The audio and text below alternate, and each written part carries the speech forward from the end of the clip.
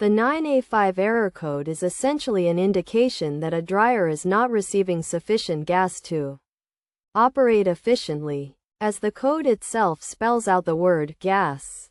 This particular error can be caused by a number of factors, including a gas valve that is either closed or not fully open, as well as a gas line that is bent or damaged. To resolve the issue, it is recommended to ensure the gas valve is fully open, particularly in new dryers where the valve may need to be open to allow gas to enter.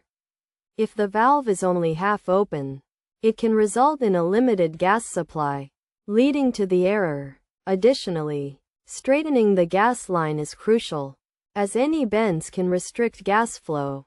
It is also important to inspect the gas line for any damage, such as tears or holes, which can cause gas to escape.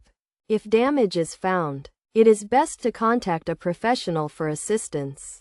By addressing these potential issues, the 9A5 error code can be effectively resolved, allowing the dryer to operate efficiently once again.